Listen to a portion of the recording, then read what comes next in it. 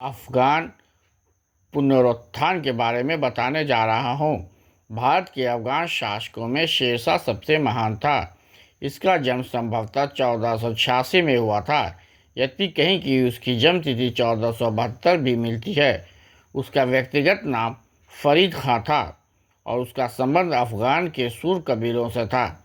उसका पितामह इब्राहिम सूर बहलोल लोदी के शासनकाल में भारत में आकर बसा था।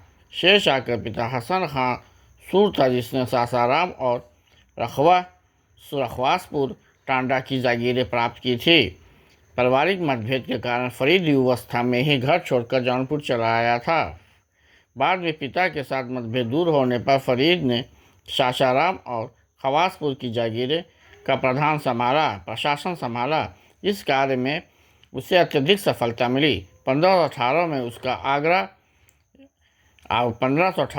आगरा आकर इब्राहिम के दरबार में हाजिरी दी। 1520 में हसन खां की मृत्यु पर इब्राहिम ने उसकी जागीर फरीद को दे दी, मगर सौतेले भाइयों के साथ उसके मतभेद बने रहे। अतः उसे बिहार के शासक बहार खां के दरबार में नौकरी कर ली। उसी ने फरीद को शेर खां की उपाधि प्रदान की। बाबर के आक्रमण के समय शेर खां मुगलों की सेवा में आ गया, मगर 1528 में पुनः बिहार लौट आया और नुहानी शासक मोहम्मद शाह ने स्वतंत्र सत्ता ग्रहण कर ली थी। मोहम्मद शाह के अधीन सेवारत रहने के क्रम में उसने महत्वपूर्ण प्रशासनिक अनुभव प्राप्त किए। मोहम्मद शाह की मृत्यु पर शेर खां ने उसका अल्पायु पुत्र जलाल खां का संरक्षक नियुक्त हुआ।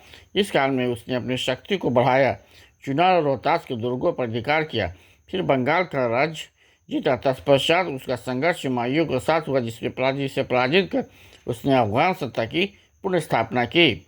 शेरशाह 1540 से 1545 शासक बनने के पश्चात शेरशाह के समक्ष अनेक समस्याएं थी। सर्वप्रथम हुमायूं को भारत में वापसी की संभावना को रोकना था। फिर उसे अफगान सरदारों की महत्वाकांक्षाओं पर नियंत्रण स्थापित कर अपनी शक्ति सुदृढ़ करनी थी। इसके लिए सैनिक और प्रशासनिक दोनों ही उपाय अनिवार्य थे।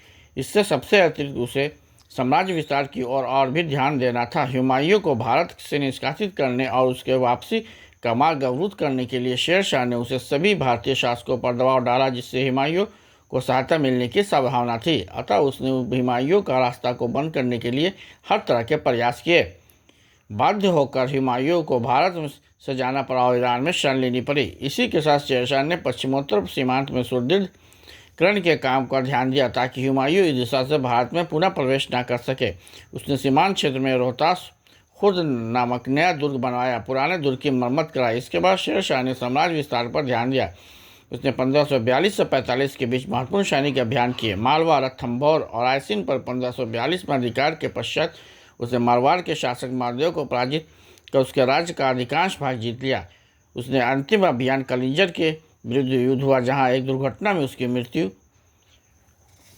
युद्ध के बीच ही हो गई। इस प्रकार शेरशाह ने अपने पुरकानी अफगान और आरंभिक मुगल शासकों की अपेक्षा एक अधिक विस्तृत साम्राज्य का निर्माण किया और अधिक शक्तिशाली राजतंत्र का सिद्धांत प्रस्तुत किया, जिसका स्वरूप कल्याणकारी था। इस घटनाओं का प्रभाव अकबर के समय में प्रकट हुआ और एक विशाल अखिल भारतीय साम्राज्य का निर्माण का मार्ग प्रशस्त हुआ। वैसे शेरशाह का सबसे महत्वपूर्ण उपलब्धि प्रशासन के क्षेत्र में था, जहां वह एक नए युग का उसे अग्रदूत कहा जाता है।